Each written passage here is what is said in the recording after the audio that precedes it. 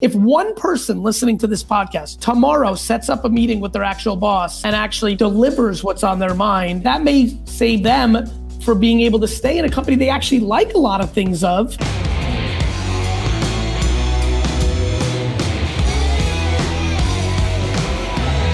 The GaryVee audio experience. Podcast friends, how are you? Very excited about this. As all of you know, I'm not doing a whole lot of original interviews these days, kind of busy, head down, but very special guest here. In a second, I'll let Beth really introduce herself in her own words, and I'll go into a series of questions. But this has been a long one in the making that I'm excited about, and hopefully a lot of people get a lot of value out of it. So without further ado, Beth, why don't you take the floor for 3 or 4 minutes here and give everybody a little 411 on what you and your sister and organization do, a little bit about yourself, and then we'll go into some Q&A. All right, sure. Hi, Gary. Hi, everyone listening. I'm Beth Weissenberger, co-founder with my youngest sister, Lauren Zander, of Handel Group. We built Handel Group 17 years ago, and it was our first year. Like, is there such a thing as executive life coaching? 17 years ago, we were made fun of. We were not. The first question out of everyone's mouth is, are you a doctor? And we're like, yeah, no, we're not. We are executive life coaches. And we gave ourselves a year to see if we could build a company or not. And here it is 17 years later. We're the largest executive life coaching company, and we have about 70 people who work for us. And I coach C-suite executives like Gary. So yes, I am GaryVee's coach. And about 22 other executives, leadership executives in his org. And then total of about 500 people are engaged in the coaching in one way or another through Inner.U or one-on-one coaching. And that is what I do for a living. Is I go into companies, triple their businesses, and raise the bar of humanity and learning to human better with all the people that we coach. So that's me in a nutshell. Prior to you and your sister going into this, let's go back to little Beth. I always like to do a little, just to paint pictures for the audience. Like, what kind of girl were you growing up? Like, creative? Were you athlete? Were you student? Where did you grow up? Give us a little context. I want to get to. Sure. I want to do 3 minutes to the moment of you and your sis, and then we'll go into executive coaching and common themes. We have a lot of entrepreneurs, a lot of executives who listen to this, so I want to spend a lot of this on common themes, and I'll go into one of the breakthroughs, no question, that I think you've been instrumental in for Vayner and me. But let's go a little bit further back, like into my childhood. Yes. So yes. I was raised. So I'm 62 years old. I'm the oldest of 3 other siblings. My brother Matthew, my sister Marnie, and sister Lauren. We were raised, as I said, Orthodox Jews in Long Island. So I'm from the 5 towns, Lawrence. None of the 4 children turned out Orthodox Jews. We honor spirituality, and I dig being Jewish. But that's about as far as it goes. My father is 85, still a modern Orthodox Jew. Mother never really was. And she told us the secret she was keeping for 50 years is that she never cooked. You're not supposed to eat dairy and meat together. And my mother confessed to my father, oh, I always cooked with dairy and milk because it would only make it better. And all he could do was spit his food up. He laughed because, what's he going to do? They're 85 years old now. I love it. I was an athlete. I was number 1 on my tennis team, volleyball, in high school, volleyball team, track meet. I did all of that.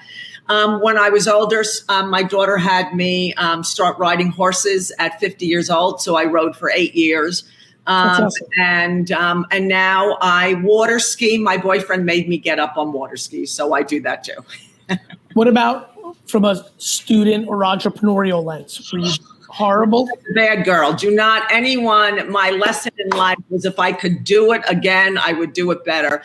In high school, I had to. I was punished by my parents brutally if I didn't get B pluses. Anything less than a B, no sleepovers, no phone calls. Same for me. Right. So I was brutal. I was punished constantly. Oh, yeah. I was grounded literally from 4th grade to senior year of high school. I stayed grounded. Yeah, mine was, although I never tell the accurate story, because I used to say my mother used to hit me, which she did. But my mother had 5 rules. The 5th rule was, if you don't follow the 4, I'm going to sock you. So she warned us, right? I was the rebel. I was like, yeah, F you. I ain't listening to you. And so in high school, obviously, I wanted sleepovers and a phone. So I kept the promise of B+. By the way, for all the kids that are listening, the phone was not the mobile phone. It was having access to rotary. The rotary. You couldn't even have to bring it downstairs and plug it in the basement so no one could hear you, right? And then college, I started at University of Michigan and finished at NYU. I studied to be an actress, never did that. How was Michigan? Was that a fun experience? Or it was a total fun. Year and a half. I was there for a year. I did college in 3 years. So a year and a half there, loved it. It was fucking cold as goddamn hell. But I loved the football and I loved all that stuff. I got out of the small town and got far away from my parents. And then I came back to NYU and graduated there. Is that because you wanted to actress life and you needed to be in New York? I was going to be an actress, and Daddy, I need to be at NYU, right? So, spoiled, total spoiled brat that I was. And, my poor dad, I have apologized, and I would never do it this way again. And just for my own fun, because now I'm enjoying myself here, when did you realize actress life was not, how quickly into that journey did that happen? That I ended that at about 21. I graduated college, and then I got into the whole world of humaning and transformation and wanting to save the people. And so I left acting right away. Interesting. Yeah. Talk to me about your sis, because I know this offline a little bit. Your sis was doing her thing. Give me, there's a lot of. Lauren Zander. Yeah. Lauren Zander is 11 years younger than me. She is, no kidding, the genius. She is the chairman to my vice chairman in the company. I'm running the company day to day. She is my boss, deserves to be my boss. And she invented all the method that we're teaching at VaynerMedia and all the different companies, Live Nation and insurance companies, is all my sister's method that she invented. And then I took it and figured out how to get it grounded and sold, to clients. Big ones. Talk to me about, let's jump around here a little bit. So tell us, she comes with this stuff. You guys sit down, you decide to start this business. Yep. A lot of people who listen to this also want to be in the service business. Like, hey, hire me to do X, whether that's be an NFT artist right now, whether that's to be a content creator, a consultant. How did you get your first clients?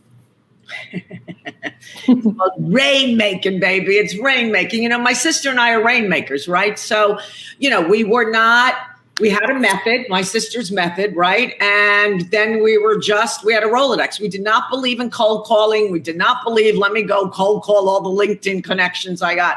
We're not that gang, right? Like you meet us, you love us, you want our method, we're getting in. And so we really were, all our relationships is who we, went and spoke to. And when we got our first big corporate client, we then knew we had to deliver, and we tripled his business, and then it just became word of mouth. We're still in the word of mouth business in the company that we're in. I'm not going to have people cold call. I'm not that girl, right? So it's all relationship building. So I get my job done with you, GaryVee, and then someone's going to recommend or hear about that, and then they want to know, can you do that for my company? Of course. So it's always worked like that. So literally, again, because what I try to use this platform for is really help the people on the other side. Okay.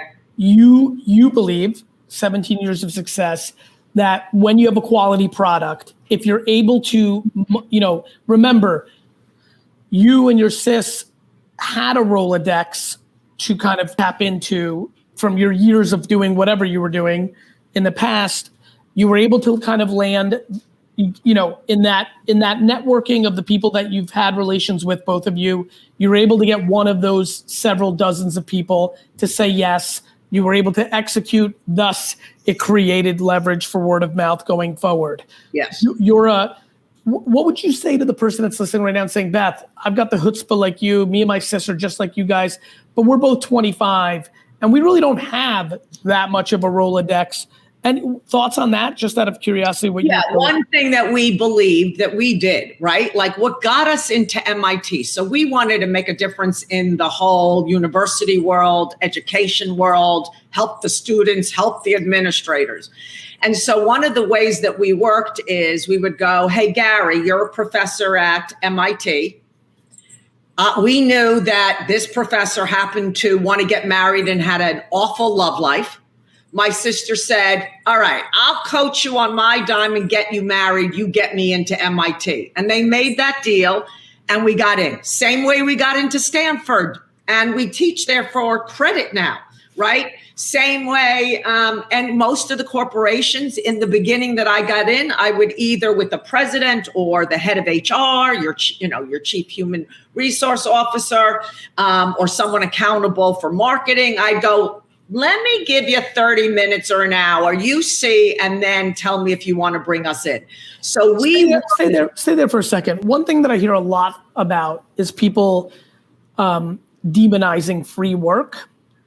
And you just, put it on a pedestal. Curious to, I'm sure you've seen this over the last 5 to 7, 10, 15 years. There's a lot of conversations like never do spec work, never do free work. It doesn't seem like, I'm not on that camp. Yeah, no, if you're 25 years old and you say you have a product that rocks and you want in my business, I'm not going to pay for it. I don't know you. You don't come with anything. So give me a trial. And then if I love it, I'm going to want it. I'm going to tell my other people about it. So we were what do you say to people? I got some of my biggest NFL players was like, let me give you, they all think I'm going to come for your money. No, I'm going to give you 2 free sessions. And if you like what I just gave you, then you buy. If you don't like what I gave you, what's the big deal? You got 2 free sessions. I met an NFL player. I made a difference. But guess what? Every NFL player that I ever gave 2 free coaching sessions to, my clients. Beth, what about the people who took free sessions and didn't become clients? What do you say to people? I send them away with love. They don't either have the money. What I did, they didn't like. Who cares? That was 30 minutes out of my friggin' life, maybe an hour out of my entire life that I gave it away. I believe in, sorry, it's weird, but I believe in paying it forward. You pay it forward, it's coming back. Now, I don't pay it forward to get it back, but why wouldn't I do that? Like if I want to if I want to build a sports division and I've never done that before, like I could say, well, it translates from business to sports. Now I know it does, but the athlete doesn't. So let me just do this for you. And that's how we started our business and it worked. And here we are. For the individuals who have companies. Yeah. And have 6, 12, 22, 212 employees. Let's rattle off in this podcast themes that you see that are common. I don't want to say universal because every situation is different, but there's a lot of commonalities in these things. What are some of the things that you see that are common in companies that lead to bad cultures or vulnerabilities or limited growth or da-da-da-da-da? Well, I'm going to say one of yours. You ready? I'm ready. All right. So I know you gave your culture a B-. And so once, we raised the bar and now it's a B-. Okay, far out. So then what's in there? And so last week I did a session with Nick and a bunch of his SVPs on removing gossip from the workplace. Yep. Gossip is one of the main culprits that if you do not remove it from your culture and then put in, how do you have hard conversations?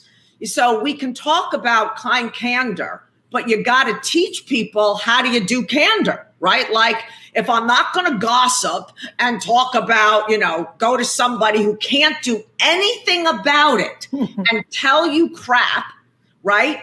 I got to take that out, but then I got to teach you go have the courage to go have the conversation, whether it's with GaryVee, whether it's with this executive or this person. So gossip is one of the main culprits in an organization. I love that. And I couldn't agree more. Give me a couple more, because I really want people to leave here with like, that is going on in my shop. You know, talk to me about it. Actually, let me throw a couple things at you and then you'll add.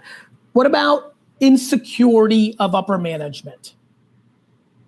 When you hear that, how does that play out in your mind? So if someone comes to me who's like has a whole negative dialogue about the leadership, before I'm going to go anywhere near the leadership, I really do believe in accountability. So what is this human? Why is this human sitting around complaining to themselves and likely other people about they're not digging on the leadership? All right, well, what the frig are you doing about it? So I would start with their being what we call a chicken and avoiding the conversations. I would then help them to stop being a chicken and script the conversation that they have to go have with leadership, right? Like, so if you've got your junior people talking trash about the leaders, it's twofold. You got junior people being chickens, not able to go speak to them. And then leaders, why do you have people so scared of you that they can't come talk to you?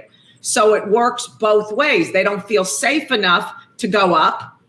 And then I'd have to talk to the leaders, and go, what are you doing not making it safe enough for people to come to you to let you know what's not working? Beth, from your perspective, all these years, what percent, this is such an arbitrary question and you'll do your best to answer it, but I'm really just fascinated. What percentage of companies do you think are being led by fear?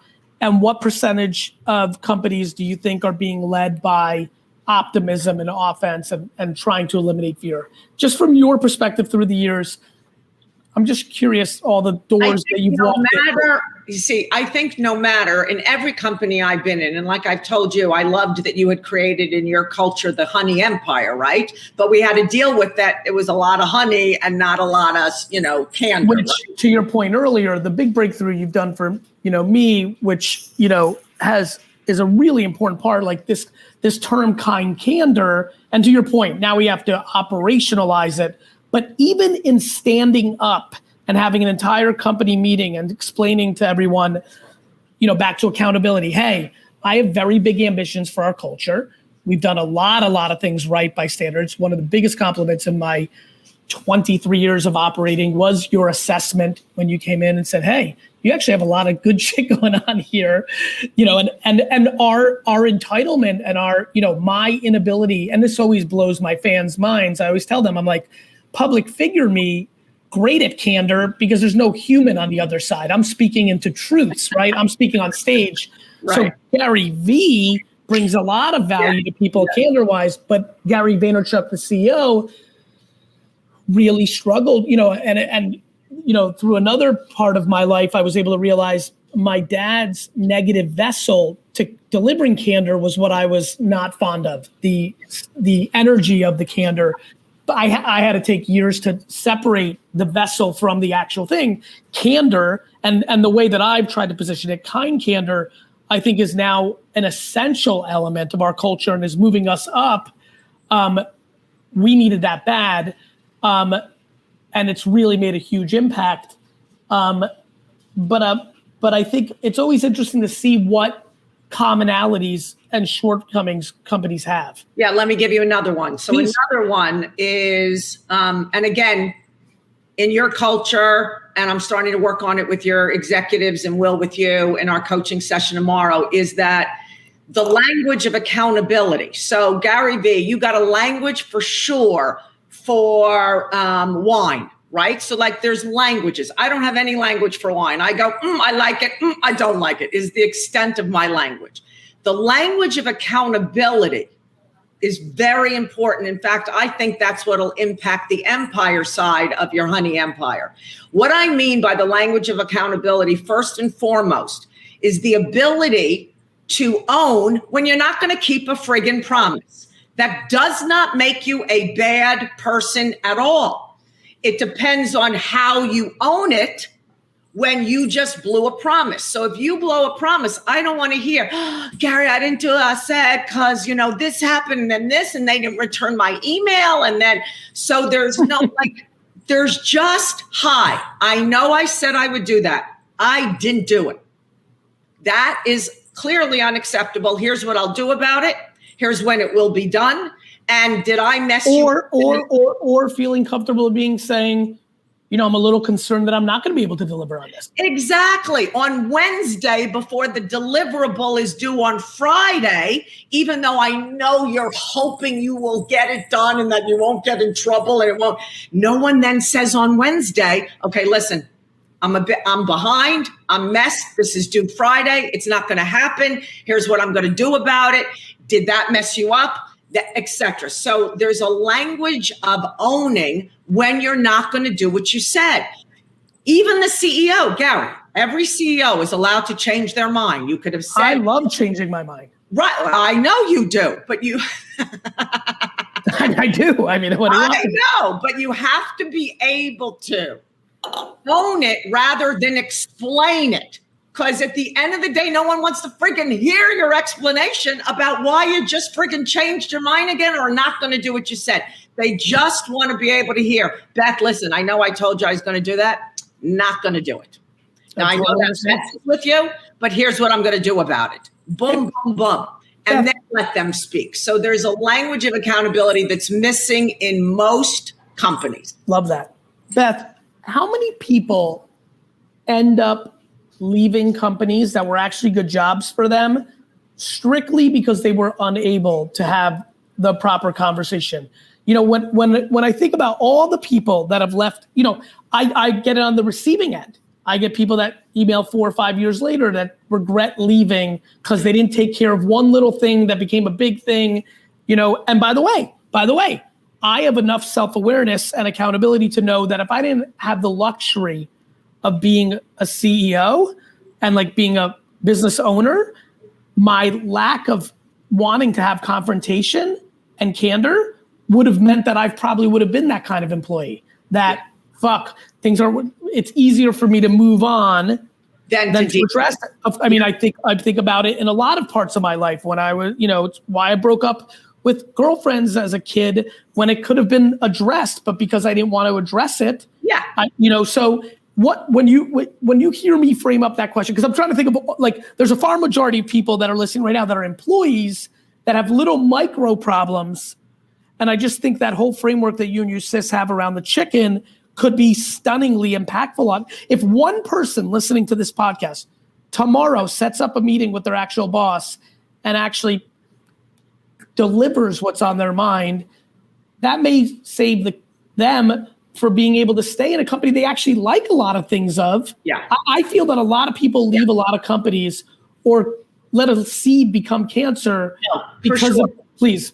Yeah, let me address it. So it's actually, and I've done this with a bunch of your people, it's in Inner.U in module 7. It's called Career Haunting. Why don't you tell everybody how you expanded your business to not just be human, but platform? Yeah. So let me answer this and then I'll tell you. So I'm speaking about everyone, Inner.U, which is our online coaching module, 12 modules. So Inner.U Life, Career, Love, Student, we have different ones. But in module 7, in the career one, it's a career haunting. Now, what's a career haunting? It's something that happened. So let's say however old you are, you've had a million experiences. And when we ask you for your career haunting, let's say you've got 5 to 10 of them. The question is, why does that haunt you and the other 999,000 experiences don't? Because the way you tell that story has a lie in it, or you didn't learn the right lesson. And most people, the right lesson is speak up, use your voice. Why did you let that person do that to you when you didn't say anything? And then they leave the job. And you learned the wrong lesson called, hello, use your voice. Go ask your boss, why did you do that when you said you were going to do this? There's a conversation. And so the hauntings will keep happening to you in your life over and over until you learn the right lesson. Beth, when people come to you and say, Beth, I hear you shoot it straight. I love this, Long Island vibe. you and Gary spent, if they hit you up on social or something for this, you guys spent a ton of time on shooting it straight and the Candor thing, which makes sense because that was such a big framework for us. We had strengths, but this was a weakness. But fuck that, you two were wrong. I shoot it straight all the time, and I'm always getting in trouble. I'm always getting fired. Yeah. For the person who's listening here, that I got you. Yeah, because I think it's going to help because I've noticed that. Yeah. Listen. Let me finish this because I think you got me, but I want to make sure everybody gets it. Okay, good. For the person that hears this and says, well, this is the wrong advice. I've had a very difficult time in my career because I've been fired multiple times because the boss doesn't actually want to hear the truth. What's the common mistake for the person that finds themselves candorous? What are they missing? You're missing empathy. You're missing the kindness side. You're missing your heart. You can't hit somebody upside the head with a brick with no heart. You'll leave them bloody. So even though your message might be accurate, if you do it with a punch, with no kindness and no empathy and no caring about the human, you kind of deserve the smack, right? Easy for people who are bosses or leaders or owners. Thoughts for the people. A lot of times I find that employees don't feel they need to do that because the machine, the bosses have the leverage. I've noticed, I've tried to coach and talk to a lot of I'm like, look, just because, yes, you're a junior employee, bricks still make bosses bleed too. Correct? Incorrect? Yeah. What are your thoughts? No, you can't. It's disrespect. The boss is going to feel disrespected, right? Or that you're not loyal or whatever the pet peeve is for that boss. You don't ever want to disrespect someone. It's always, how can I let you know what isn't working for me from my heart so you can hear me, right? And then we can have a conversation. People, it's not, your boss, your manager, they care about you. I know you've come up with whatever story you now believe and gathering evidence for, but you're gathering evidence and you're going to be walking right out the door. So the main principle is whatever you believe, you prove. If you believe your boss doesn't like you, you're going to keep proving it, and therefore you won't go speak to them. So you don't want to get stuck with that belief because likely it's not true, even though you're gathering evidence for it. The last 3 minutes of this podcast, I want to give you the platform. A, how can people find you? Because I know plenty will.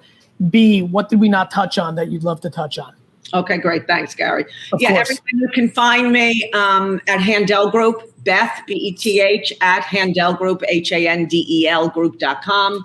And then you can just shoot me an email or a note. You can find me on Instagram, Handel Group. You'll see all our content. And go on there because we drop content all the time that you can listen to myself or any one of my coaches and help you.